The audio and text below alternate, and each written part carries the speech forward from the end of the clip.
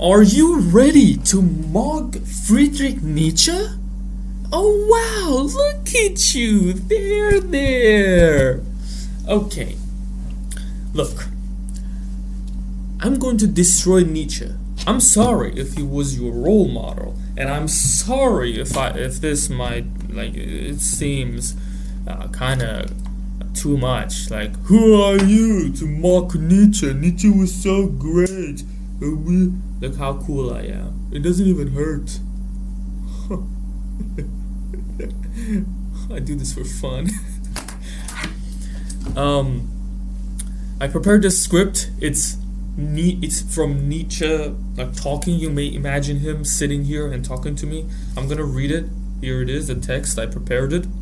And if you don't know what Nietzsche stands on, you'll get it. This is pretty good. Everything is here, and mostly we'll focus on the reason of living, why anything is, and what are we supposed to do or supposed not to do, or whatever, you know. The things he got correct, I'm not going to talk, of course. Like, I'm not a douchebag. I don't hate for no reason, you know. But there are many instances where he's absolutely wrong and delusional. And these things happen because, I mean, everyone has his own experiences, knowledge, time of living, like the age they are born in, and all that. And here I am, like, because, let's not get into it, but just trust me on this one. Let's go, okay? This is important. If you are a philosopher or like philosophy or are in search of truth, this is where you'll get it. My channel and my channel only. I know it sounds like too much, like, what? No way. I already have meaning. My meaning is the gym and goth baddies. Let's go.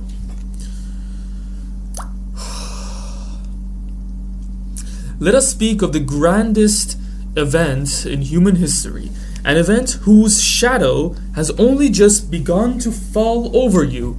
God is dead. God remains dead. And we have killed him. Of course, we haven't killed him. I mean, it's just a metaphor, I guess. But yeah, I get it. Do not misunderstand me. I'm not merely talking about the Christian deity sitting on a throne in the clouds. I am talking about the total collapse of all your absolute truths. For thousands of years, humanity anchored its morality, its meaning, its sense of good and evil to an invisible world above. You relied on a metaphysical foundation to tell you that your suffering had a purpose, that the meek would inherit the earth, that justice was built into the stars. And now the foundation is gone. You eroded it yourself through your science, your skepticism, your modern world. The horizon has been wiped away. The ocean of absolute truth have been drunk dry. You are now unchained from your sun, plunging backward, sideward, forward, in all directions, floating through an infinite dark nothingness. And what do most people do when faced with this void? They sink into nihilism. They throw up their hands, slump into despair, and whisper, if there is no God, then nothing matters. If there's no God, then nothing matters. Everything is meaningless. What weak, weary, decaying thought. Nihilism is not the end of the story. It is merely a transitional sickness. It is the crisis that tests whether you are a creature of strength or a creature of decay. First of all, yes, nihilism isn't the final answer, and if you believe in that, we'll talk about it, it's fine. I'm not going to give you the generic answers, but just stick with me. Don't stick with me, alright? I don't swing that way. Gay joke. I'm sorry. Nihilism is not the end of the story. It's not a test, though. Like, no one cares. Alright, Nietzsche, let me call my dad. He called me just now. I'll come back. Yo, my dad told me to smoke some. What? I'm kidding. I'm not a smoker, by the way. Nicotine doesn't even have an effect on me. Like, I don't get the hit. I'm doing it. Right now. I just bought this shit last night, just because I'm bored. I'm home alone. I just want something in my hand. That's it. And it's so bad tasting. This is like chocolate. I don't even press the button, because when I do, it tastes way worse. It's not real chocolate. It's what? It's the last three. Let's do it. Anyway.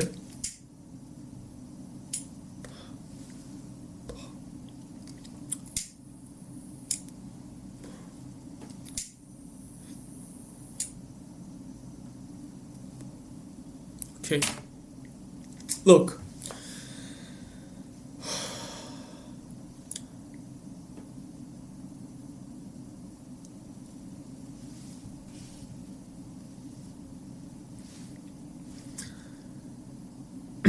Why did I say that nihilism isn't a test of will? Because will is not free. You might say, ooh, I'm gonna exit this video. This guy is a dumbass. We have free will, obviously. What a dumbass. Watch my free will video. That is pretty compressed also. It's 25 minutes, I believe. But even that is not enough. It has to be like an hour. I made my friend watch that video, and on top of it, I spoke like an extra 45 minutes to explain it more.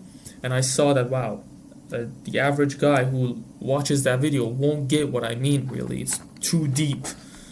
But watch it, and it's definitely going to spark that in you. I'm sure you cannot disagree with it.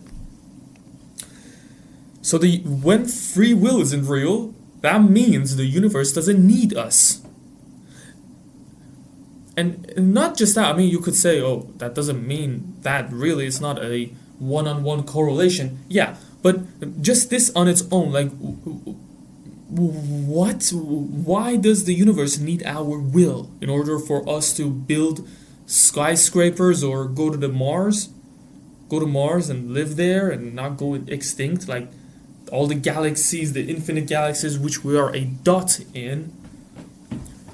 Just wants us to just like planned nihilism as a test for us to strengthen up and then to live harder.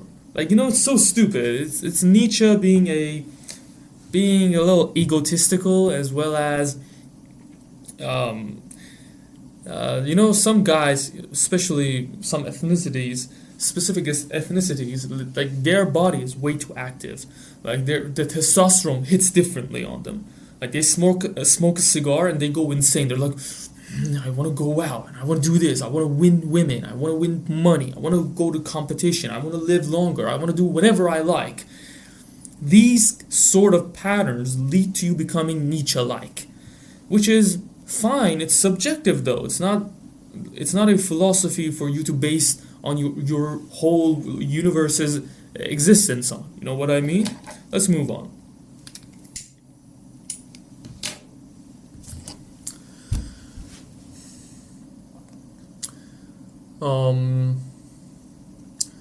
Nihilism is a crisis of master. Section 2. Slave morality versus master morality.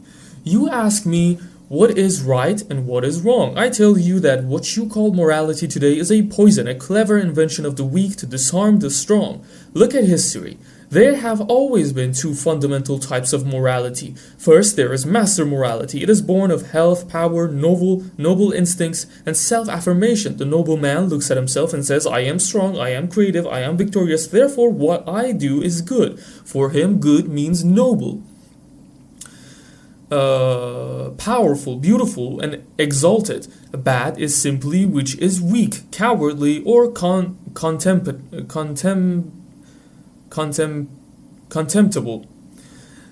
Then came the revolt of the weak, the invention of slave morality. The weak, the sick, the oppressed, unable to conquer the world through strength, inverted the values of the noble out of envy and resentment. What I call resentment, they declared, The powerful are evil, the strong are monstrous, the proud are sinful, and what did they call good? They exalted their own weaknesses. They renamed their fear patience, their cowardice humility, their inability to take revenge forgiveness, and their helplessness goodness. Also, hesitation for wisdom. That is very important too. Let's add that in. You have been raised on this slave morality. Yes, it has taught you to feel guilty for your passions, to apologize for your strength, to celebrate mediocrity, and to pity everything that suffers. It has turned humanity into a domesticated herd of sick, timid sheep. That is very correct. We have shifted the nature into this sympathetic, empathetic, lovely, shiny, let's all be good and survive as long as we can. That is not wrong on its own, it's just simply not how nature works. And when the gaps show up, when the mask slips, we are baffled at why people are acting in certain ways, or why is life being so mean to me, or whatever. And then we have to deal with a lot of stress because if we think death is bad, someone dying, literally anyone, you might see a random dog die and you go, oh no, poor thing died, oh, because you think death is bad. And why do you think death is bad? I mean, there are reasons, let's not go into it right now.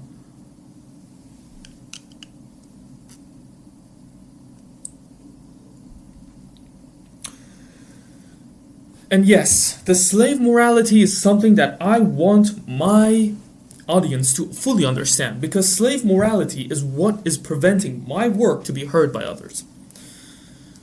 When I talk about these things, all the people, literally every single person who sat down, even AI, who sat down and listened to my whole idea, either agreed with me fully or got silenced.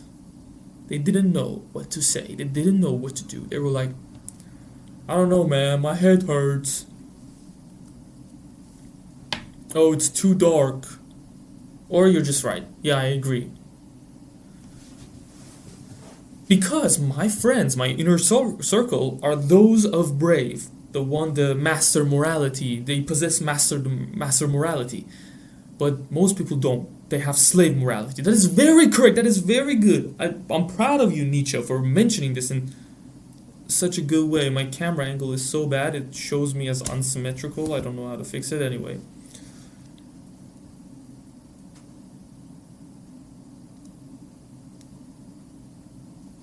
Okay. Section 3. The will to power.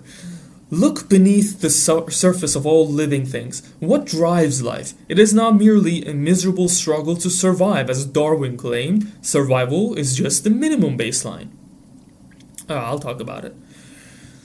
Life is will to power. Willzermacht. I don't know how to spell, whatever. Pronounced.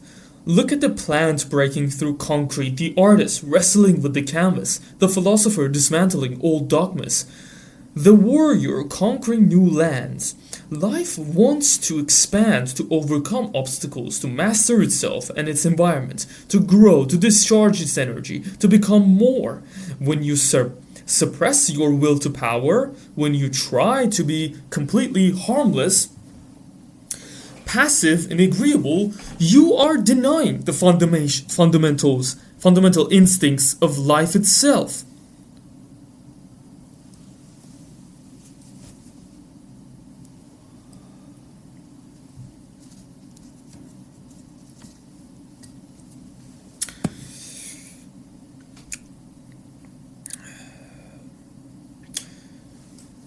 You are denying the fundamental instincts of life itself. You are choosing decay over vitality. Look, first of all, back in the days,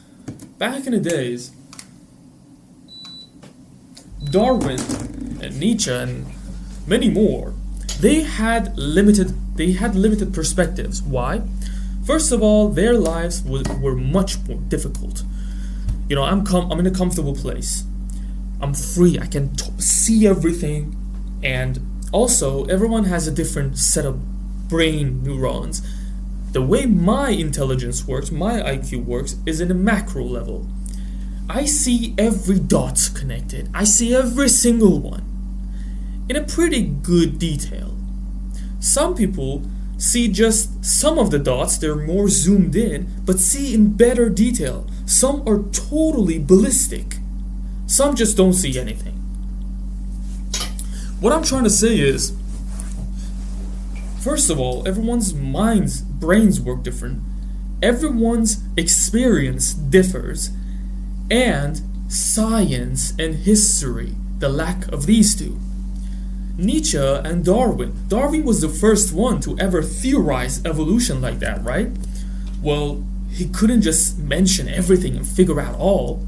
Of course not. He just was like, oh, evolution. Oh, there's evolution. Oh, I see it. Oh, look, scientists. Yeah, Darwin, you're correct. But how about that? How about this? New questions arise. And it takes time to answer those. From the times of Darwin until now, we have answered many and are left with endless more to deal with. And we will deal with them. It's the one that makes the most sense, and it's the most backed up way of we can say how humans became.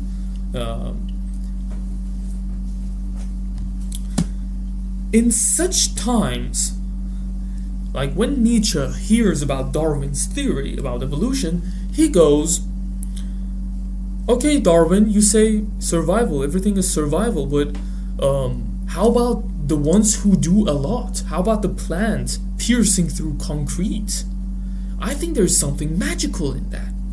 Now, Darwin, being Darwin, will say, no, that's not necessarily it. Like, biology and evolution isn't just like zeros and ones. Like it has different ways. Everyone is different in their survival methods, and it's not like everyone is destined to act robotically into doing just the most optimal and simplest ways in order to live in a straight line until forever. I mean, it's way more complicated than that, and you naming it the will of power or whatever is simply magic. It's a mini religion, Nietzsche. One day I'll tell you why. I'll tell you what parts of the brain and what happened back in the days that caused such things to be happening nowadays.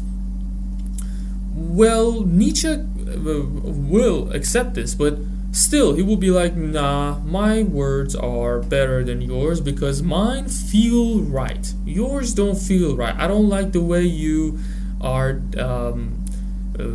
What you say makes people miserable. What I say drives them into doing more. It motivates them. So my words must be better because it's better for survival also. And it feels better, adrenaline and all that. So I'm correct.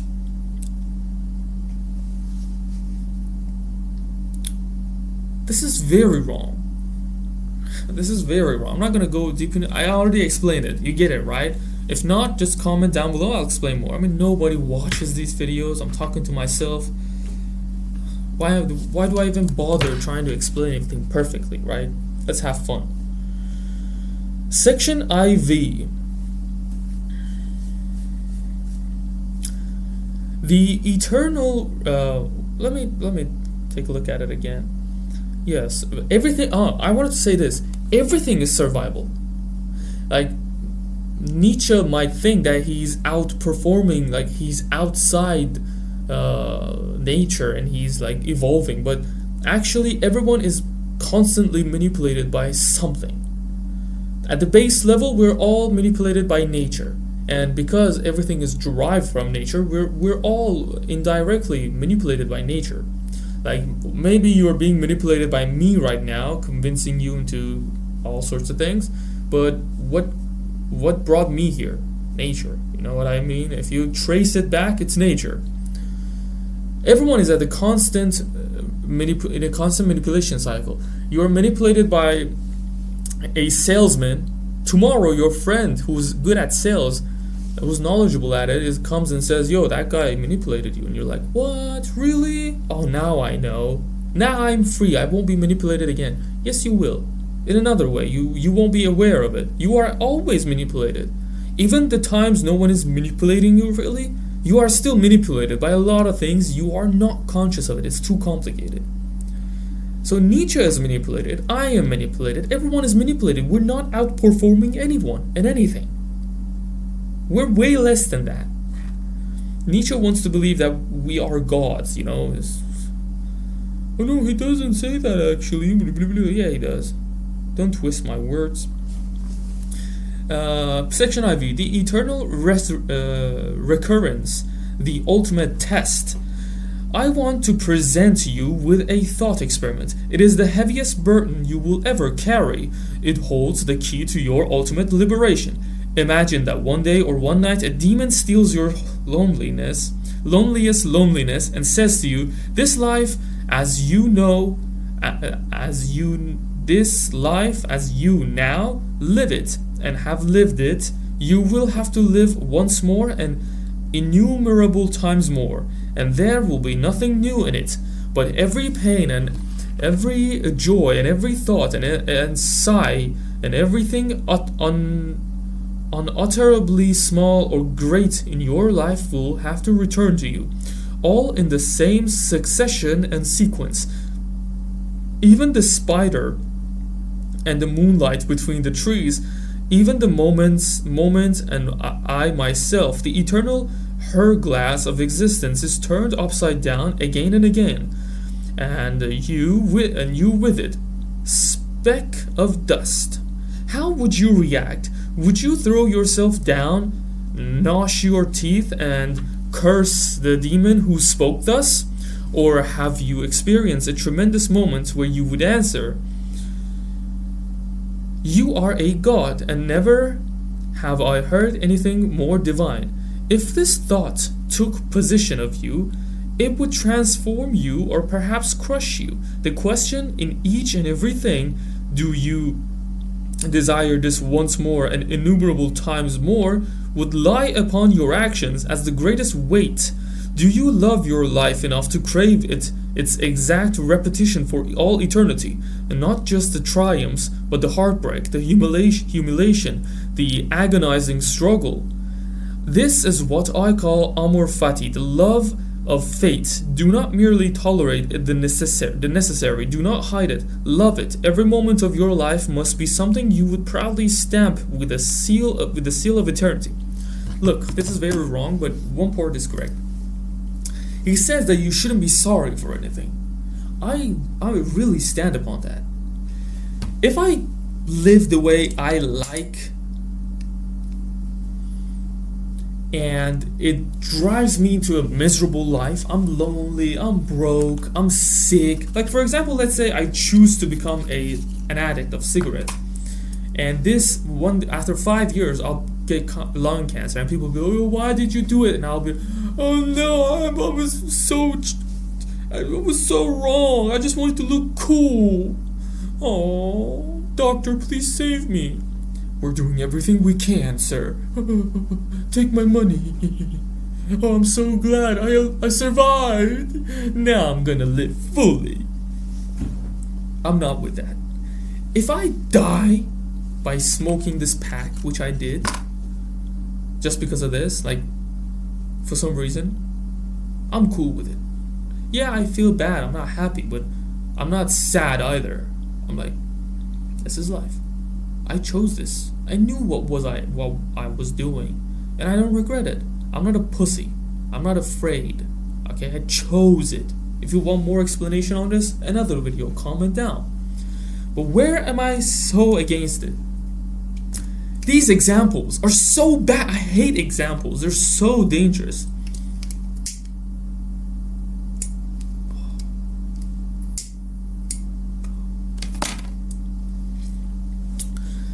Examples are the worst thing ever.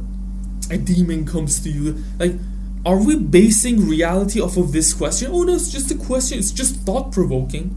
Okay, thought-provoking. Let me break the thought for you. It's stupid anyway. Listen.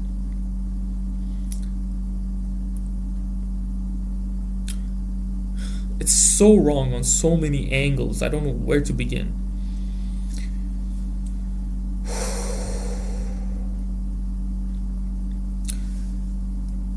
what is love? Now, I'm not trying to become this vague philosopher who just yaps. What is love?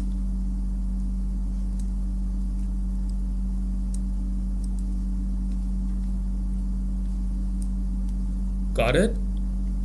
Love is a chemical reaction. Well done. Oh no, you got it wrong? Oh. It's a chemical reaction. Oh, you don't want to believe that. Oh, it's magic. Why? Like, we know what it is.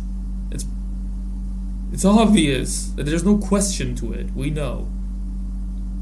Oh no, I have a doctor friend who said that love isn't really, we don't know, like, it could be magic. Oh, of course, everyone can be a doctor. The rigorous religious person can become a doctor too, a famous one even. Like, just because he's a doctor doesn't mean shit. The research, the history, and connecting the dots with love, it all shows that love is a chemical reaction. Okay, why am I saying this? Loving your life. You liking your life or not liking your life isn't a necessity.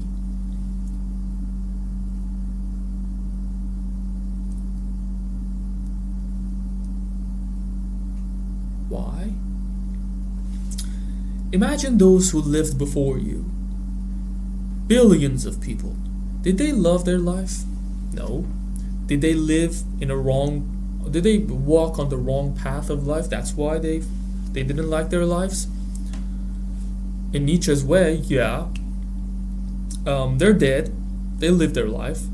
So them being born was for them to just do the wrong thing. Like, their whole life was meaningless because they went on the wrong path. They didn't love their life. Oh, they'll be reincarnated and they'll live more consciously. First of all, how do you know reincarnation is a thing? And even if it is, that dude, his humanly vessel, was him. It wasn't his soul. Like, his soul doesn't remember shit when he's reincarnated. His body did, though. His body remembered everything. He lived that life. You know how life is, right? Like, don't fool yourself. Every second of that miserable life he lived, and he died, and it's over. Oh, his soul wins. His soul doesn't matter. We're talking about human. Like, you are right now. You're not your soul, bro. Like, sure, we have souls, but our souls don't do anything. It's our brain. His brain was that, and he hated it, and his brain is now gone.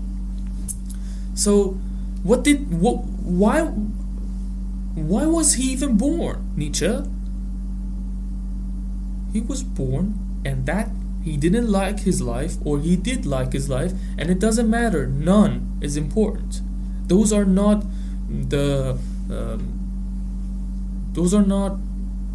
necessities of life.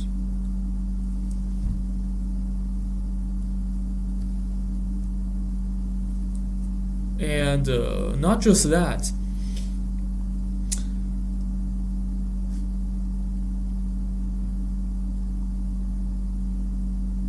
Yeah, let's just leave it at that. That's enough.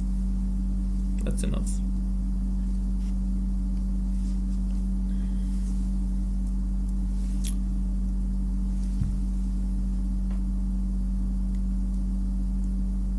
The Übermensch and your task.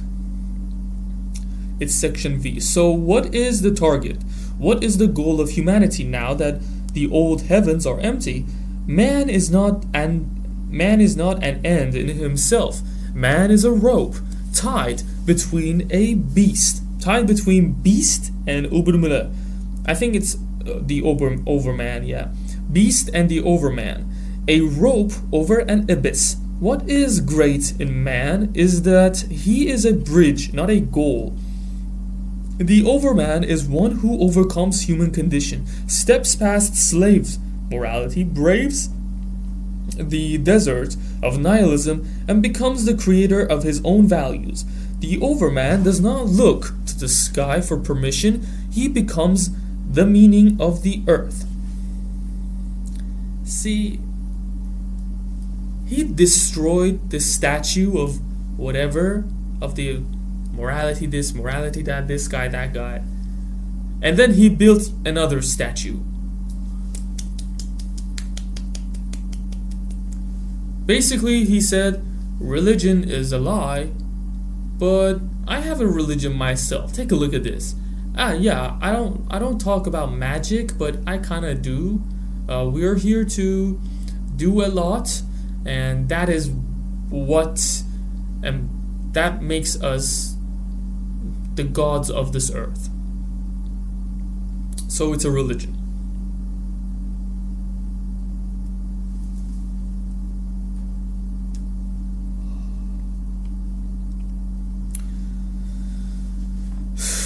Like, are you serious, Nietzsche? The whole galaxies and humanity and all the history and everything is here? And then the God or the creator, whatever, also put a phenomenon named nihilism.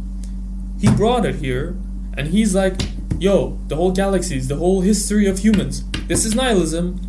You have to conquer nihilism.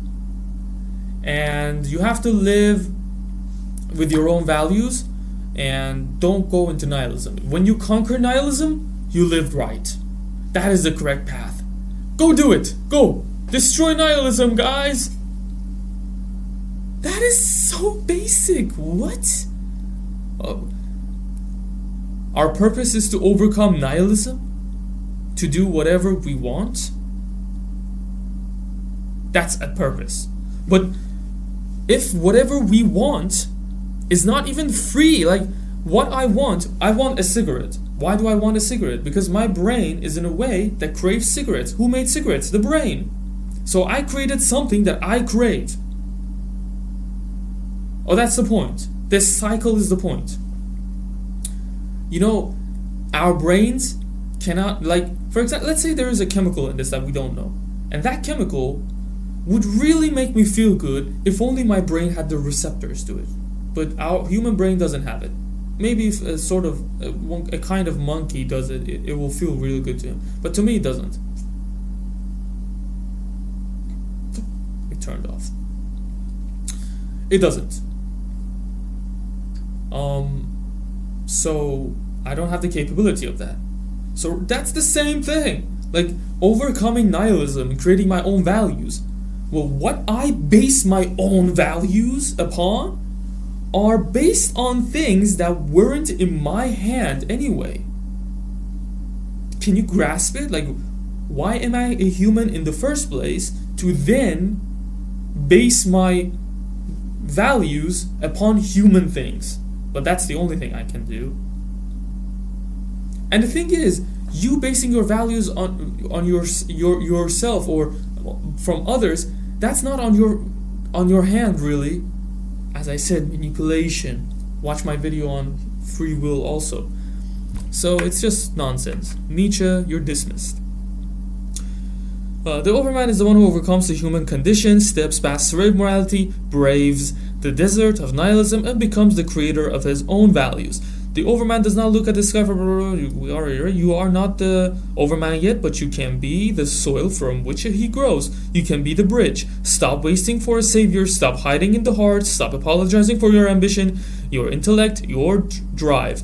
Write your own laws. Burn away your weaknesses in the fire of self-overcoming. Create your own art, your own truth, your own nobility. Break the old tablets of law. Become the master of your own soul. Put your shoulder to your own fate and build a life so magnificent that you would gladly relive it for all eternity.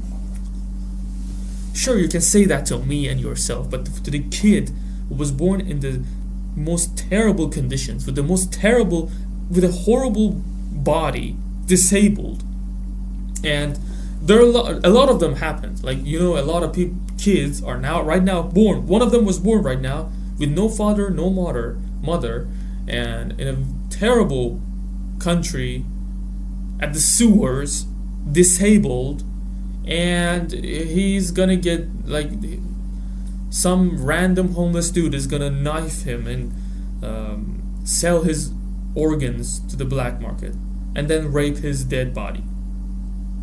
That's his fate. Oh, kid, why did you lay down? You should have overcome. What are your values, 1-year-old kid?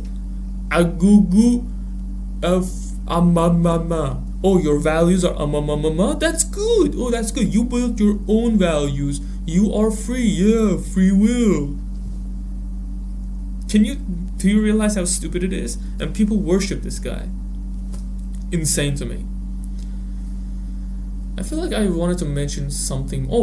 I like what about Nietzsche is that he says do your thing. I love that. I do my thing. Look at me. Who hears my work? Who hears my philosophy? No one.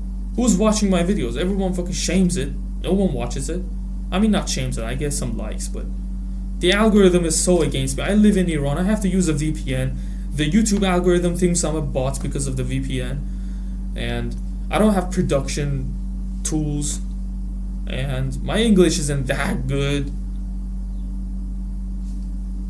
I'm doomed. But I'm doing my thing. And Nietzsche would approve this, which I like about him.